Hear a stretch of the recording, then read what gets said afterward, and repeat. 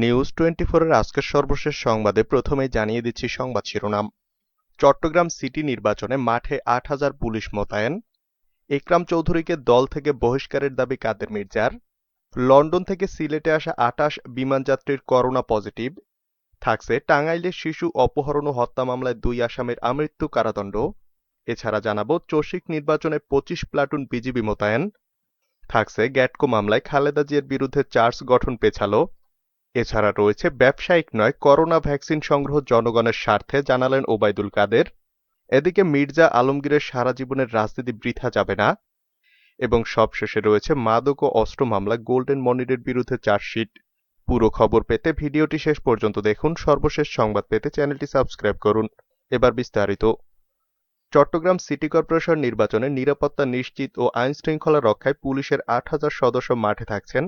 আজ মঙ্গলবার সকালে পুলিশ সদর দফতর এক খুদে বার্তায় তথ্য জানায়। আগামীকাল বুধবার চট্টগ্রাম সিটি কর্পোরেশন নির্বাচন। এদিন সকাল ৮টা থেকে বিকেল ৪টা পর্যন্ত টানা ভোট চলবে।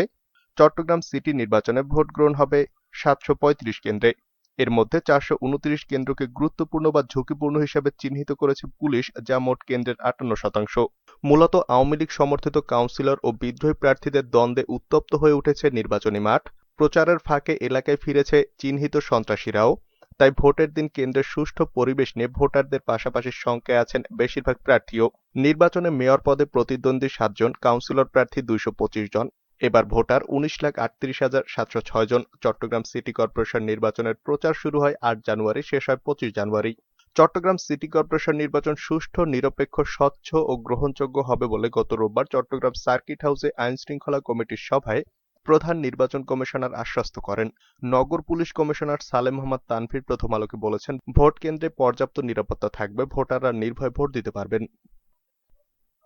এদিকে একরাম চৌধুরীকে দল থেকে বহিষ্কারের দাবি কাদের মির্জার। নোয়াখালী জেলা আওয়ামী লীগের সাধারণ সম্পাদক ও নোয়াখালী ৪ আসনের সংসদ সদস্য একরামুল করিম চৌধুরী একরামকে বহিষ্কারের দাবি করেছেন বসুরহাট পৌরসভার মেয়র আব্দুল কাদের মির্জা। সোমবার রাত ৯টায় বসুরহাট বাজারের রূপালী চত্বরে এক আলোচনা সভায় প্রধান অতিথির বক্তব্যে তিনি দাবি করেন। তিনি বলেন, ওবায়দুল কাদের সাহেব, আপনি কি হতে চান? আপনি বাংলাদেশের আওয়ামী লীগের সাধারণ সম্পাদকের দায়িত্বে আছেন। আপনার এলাকায় ত্যাগী কর্মীরা ঘরে শুয়ে থাকতে পারে না, তাদের গুলি খেতে হয়, তারা হাসপাতালের বেডে শুয়ে কাতরাচ্ছে, আর আপনি সেখানে বসে কি করছেন? চুপ করে বসে সাধারণ সম্পাদকের দায়িত্ব পালন করতে পারবেন না। তিনি আরো বলেন, শুনতে খারাপ লাগবে, কি করবেন আপনি? জেলে দেবেন? সেটার অভ্যাস আমাদের অনেক আগের আছে। আপনার থেকে বেশি জেল খেটেছি। মেরে ফেলবেন? কবরের জায়গা দেখিয়ে দিয়েছি। আপনাকে ভালোবাসি, এখনো আপনি আমার রাজনৈতিক আদর্শ, এখনো কোম্পানিগঞ্জের নেতাকর্মীরা আপনাকে শ্রদ্ধা করে। শনিবারের পর থেকে আর এই শ্রদ্ধা থাকবে না। স্পষ্ট ভাষায় বললাম, কি বোঝাতে চান আপনি? একটা দুশ্চরিত্র মাদক সম্রাটকে আপনি আশ্রয় দিচ্ছেন, প্রশ্রয় দিচ্ছেন। কেউ না থাকলে আমি আব্দুল কাদের মির্জা রাস্তায় একা থাকবো, প্রয়োজনে জীবন উৎসর্গ করব।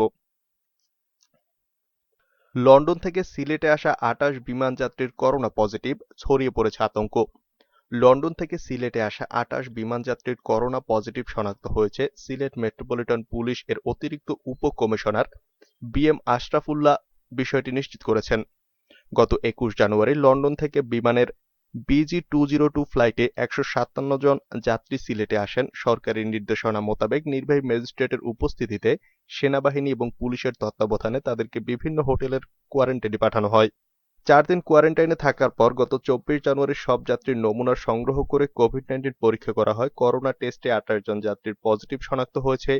যাত্রীদের মধ্যে ১৫ জন হোটেল নূরজাহানে, ৫ জন ব্রিটানিয়ায়, ৪ জন হলিগেইটে, ৪ জন লা রোজে এবং হোলি সাইডে একজন ছিলেন। তাদেরকে খাদিমপাড়া ৩১ শয্যা বিশিষ্ট হাসপাতালে চিকিৎসার জন্য ভর্তি করা হয়। টাঙ্গাইলে শিশু অপহরণ ও হত্যা মামলায় ২ আসামির আমৃত্যু কারাদণ্ড। টাঙ্গাইলের শিশু মাসুদ রানা শয়নকে অপহরণ করে হত্যার পর লাশ গুমের মামলায় ২ আসামিকে আমৃত্যু সশ্রম কারাদণ্ড এবং অপর ২ আসামিকে ১০ বছরের আটক আদেশ দিয়েছেন আদালত। মঙ্গলবার দুপুরে আসামিদের উপস্থিতিতে টাঙ্গাইলের নারী ও শিশু নির্যাতন দমন ট্রাইব্যুনালের বিচারক খালেদা ইয়াসমিন এ দণ্ডাদেশ দেন। আমৃত্যু সশ্রম কারাদণ্ডপ্রাপ্ত আসামিরা হলেন টাঙ্গাইলের ঘাটাইল উপজেলার রামপুর গ্রামের মোহাম্মদ শাহজাহানের ছেলে জাহাঙ্গীর হোসেন ও গোপালপুর উপজেলার কামাখ্যাবাড়ি গ্রামের হীরালাল অর্জের ছেলে গৌতম চন্দ্র আর্য। কারাদণ্ডের পাশাপাশি প্রত্যেককে ১ লাখ টাকা করে অর্থদণ্ড দেওয়া হয়েছে। এছাড়া ১০ বছর করে আটক আদেশপ্রাপ্ত আসামিরা হলেন ঘাটাইলের নিয়ামতপুর কাজীপুর গ্রামের আব্দুল হালিমের ছেলে হাসান আলী এবং ভুয়াপুর রুহুলী পশ্চিমপাড়া গ্রামের ফজলুল হকের ছেলে মোহাম্মদ সোহেল এখন প্রাপ্তবয়স্ক হলেও ঘটনার সময় তারা শিশু থাকায় তাদের বিরুদ্ধে কারাদণ্ডের পরিবর্তে আটক আদেশ দেওয়া হয়। চসিক নির্বাচনে ২৫ প্লাটুন বিজিবি মোতায়েন। চট্টগ্রাম সিটি কর্পোরেশনের ভোট গ্রহণ আগামীকাল বুধবার অনুষ্ঠিত হবে। এই নির্বাচনের সহিংসতা এড়াতে সোমবার থেকেই নগরীতে ২৫ প্লাটুন বিজিবি মোতায়েন করা হয়েছে। এছাড়া পুলিশ, এপিবিএন ও আনসার ব্যাটালিয়নের সমন্বয়ে প্রতি ৩টি সাধারণ ওয়ার্ডে একটি করে স্ট্রাইকিং ফোর্স মোতায়েন থাকবে। বিজিবি মোতায়েনের বিষয়টি নিশ্চিত করে অতিরিক্ত জেলা ম্যাজিস্ট্রেট সুমনি আক্তার বলেন, পরিপত্র জারি হয়েছে, সে হিসাবে আজ তারা নগরীতে টহল শুরু করেছে। ভোটের পরদিন পর্যন্ত তারা টহলে থাকবে। ইসির দেওয়া তথ্যানুযায়ী চসিকের নগরপতি হওয়ার জন্য ভোটযুদ্ধে দলীয় ও স্বতন্ত্র মিলে মোট ৭ জন প্রতিদ্বন্দ্বিতা করছেন।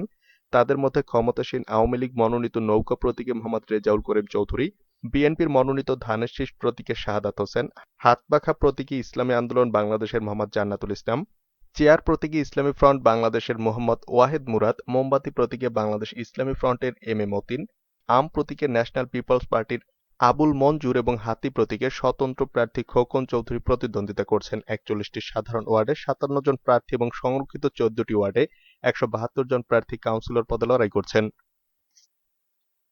গ্যাটকো মামলায় খালেদা জিয়ার বিরুদ্ধে চার্জ গঠন পেছালো। গ্যাটকো দুর্নীতি মামলায় বিএনপি চেয়ারপারসন খালেদা জিয়া সহ অপর আসামিদের বিরুদ্ধে অভিযোগ গঠন শুনানি পিছিয়েছে। শুনানির জন্য ৩ মার্চ দিন ধার্য করেছেন আদালত। মঙ্গলবার মামলার অভিযোগ গঠন শুনানির জন্য দিন ধার্য ছিল, তবে খালেদা জিয়ার আইনজীবীরা জানান তিনি অসুস্থ, তাই আদালতে হাজির হতে পারেননি। এজন্য খালেদা জিয়ার আইনজীবীরা সময়ের আবেদন করেন। ঢাকার ৩ নম্বর বিশেষ আদালতের ভারপ্রাপ্ত বিচারক নজরুল ইসলাম নতুন এদিন ধার্য করেন। খালেদা জিয়ার আইনজীবী প্যানেলের সদস্য জিয়াউদ্দিন জিয়া যুগান্তরকে বিষয়টি নিশ্চিত করেছেন। ২০০৭ সালের ২ সেপ্টেম্বর দুদকের উপপরিচালক গোলাম শাহরিয়ার ১৩ জনের বিরুদ্ধে বাদী হয়ে তেজগাঁও থানায় মামলাটি করেন। ২০০৮ সালের ১৩ মে খালেদা জিয়া সহ ২৪ জনের বিরুদ্ধে এ মামলায় অভিযোগপত্র দেওয়া হয়। মামলার অভিযোগপত্রে বলা হয়, আসামিরা পরস্পর যোগসাজশে ঠিকাদারি প্রতিষ্ঠান গ্যাটকোকে ঢাকার কমলাপুর আইসিডি ও চট্টগ্রাম বন্দরের কন্টেইনার হ্যান্ডলিংয়ের কাজ পাইয়ে দিয়ে রাষ্ট্রের ১৪,৫৬,৩৭,৬১৬ টাকার ক্ষতি করেছেন। মামলার ২৪ আসামির মধ্যে ৬ জন ইতোমধ্যে মারা গেছেন। তারা হলেন সাবেক মন্ত্রী এম সাইফুর রহমান, আব্দুল মান্নান ভূঁইয়া, সাবেক মন্ত্রী এম কে আনোয়ার, জামায়াত ইসলামের সাবেক আমির মতিউর রহমান নিজামী, সাবেক জ্বালানি প্রতিমন্ত্রী এ কে মোশাররফ হোসেন, চট্টগ্রাম বন্দরের প্রধান অর্থ ও হিসাবরক্ষণ কর্মকর্তা আহমেদ আবুল কাশেম এবং বিএনপি চেয়ারপারসনের ছোট ছেলে আরাফাত রহমান কোকো।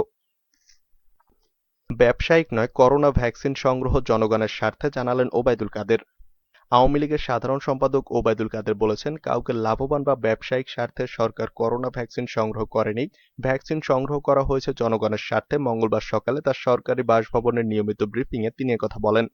বিএনপি নেতাদের ভ্যাকসিনের মতো স্পর্শকাতর ইস্যুতে বিভ্রান্তি না ছড়ানোর আহ্বান জানিয়ে ওবায়দুল কাদের বলেন, ব্যবসায়িক স্বার্থের অভিযোগ অমূলক ও ভিত্তিহীন। জনগণের মাঝে সংশয় তৈরি করে অহেতুক একটা ভালো কাজে বাধা দেওয়া ঠিক নয় জানিয়ে আওয়ামী লীগের সাধারণ সম্পাদক বলেন, শেখ হাসিনার সততা এবং প্রতিশ্রুতি বাস্তবায়নের প্রতিফলন হওয়ায় জনগণ খুশি। ওবায়দুল কাদের বিএনপিকে রাজনৈতিক দল হিসেবে গঠনমূলক সমালোচনা করার আহ্বান জানিয়ে বলেন, ভ্যাকসিন নিয়ে তাদের মিথ্যাচার জনগণ অতীতের মতো এখন আমলে নেবে না। প্রধানমন্ত্রীর উপর আস্থা রাখার আহ্বান জানিয়ে ওবায়দুল কাদের বলেন, অপপ্রচার ও সংশয়বাদীদের প্রত্যাখ্যান করুন। সরকার জনগণের ভোটের অধিকার কেড়ে নিয়ে বড় দুর্নীতি করছে। মির্জা ফখরুলের এই অভিযোগের জবাবে ওবায়দুল কাদের মির্জা ফখরুলকে আয়নায় নিজের মুখ দেখার পরামর্শ দেন। এদেশে ভোটের নামে প্রহসনের রেকর্ড একমাত্র বিএনপির উল্লেখ করে আওয়ামী লীগের সাধারণ সম্পাদক বলেন, ১৫ ফেব্রুয়ারির ভোটারবিহীন নির্বাচন, মাগুরা ও ঢাকা ১০ আসন উপনির্বাচন বিএনপি ভুলে গেলেও জনগণ এখনো ভুলে যায়নি। চট্টগ্রাম সিটি কর্পোরেশন নির্বাচন হওয়ার আগে বিএনপি অহেতুক কারচুপির অভিযোগ করছে, তা কতটুকু সত্য এমন প্রশ্ন রেখে ওবায়দুল কাদের বলেন, তারা অবান্তর অভিযোগ এনে নিজেরাই নিজেদের হেরে যাওয়ার কল্প কাহিনী তৈরি করে। মির্জা আলমগীরের সারা জীবনের রাজনীতি বৃথা যাবে না। বিএনপির মহাসচিব মির্জা ফখরুল ইসলাম আলমগীরের ৭৩তম জন্মবার্ষিকী আজ। পরিচ্ছন্ন রাজনীতিবিদ হিসেবে পরিচিত বিএনপি মহাসচিব কখনোই আড়ম্বরপূর্ণভাবে জন্মদিন পালন করেন না। এদিন দলীয় নেতাকর্মীরা তাকে শুভেচ্ছা জানান, অন্য দিনের মতোই নিয়মিত কাজ চালিয়ে যান। তাই অন্যবারের মতো এবারও থাকছে না জন্মদিনের বিশেষ কোনো আয়োজন। এদিকে বাবার জন্মদিনকে ঘিরে সামাজিক যোগাযোগ মাধ্যম ফেসবুকে এক আবেগঘন স্ট্যাটাস দিয়েছেন তার বড় মেয়ে শামারুহ মির্জা। মাদক ও অস্ত্র মামলা, গোল্ডেন মনিরের বিরুদ্ধে চার্জশিট। মাদকদ্রব্য ও অস্ত্র মামলায় রাজধানীর মেরুলবাড্ডার গাড়ি এবং স্বর্ণ ব্যবসায়ী মনির হোসেন ওরফে গোল্ডেন মনিরের বিরুদ্ধে পৃথক ২ চার্জশিট দিয়েছে পুলিশের গোয়েন্দা শাখা ডিবি। ঢাকা মহানগর হাকিম আদালত মামলার তদন্ত কর্মকর্তা ডিবি পুলিশের পরিদর্শক আব্দুল মালেক আজ মঙ্গলবার এ চার্জশিট দাখিল করেন। আদালতে বাড্ডা থানার সাধারণ নিবন্ধন কর্মকর্তার দায়িত্বরত পুলিশের উপপরিদর্শক মাজহারুল ইসলাম বিষয়টি নিশ্চিত করেছেন। সোনা চোরাচালান ও হুন্ডি কারবার, জমি দখল ও জালিয়াতি, অবৈধ অস্ত্র, মাদক ও বিদেশি মুদ্রা রাখার অভিযোগে গত বছরের ২০ নভেম্বর দিবাগত রাতে রাজধানীর মেরুলবাড্ডা থেকে ব্যবসায়ী মনির হোসেন ওরফে গোল্ডেন মনিরকে গ্রেফতার করে র্যাব। ভ্রাম্যমাণ আদালত নিয়ে চালানো র্যাবের এই অভিযানে মনিরের বাসা থেকে বিদেশি পিস্তল, গুলি, মদ, বিদেশি মুদ্রাসহ বিপুল পরিমাণ নগদ অর্থ, অনুমোদনহীন গাড়ির রাজুক ও ভূমি কর্মকর্তাদের জাল সিল, দলিলসহ বিভিন্ন আলামত জব্দ করা হয়। এছাড়া তার মালিকানাধীন গাড়ির শোরুমেও অভিযান চালিয়ে অনুমোদনহীন গাড়ি জব্দ করা হয়।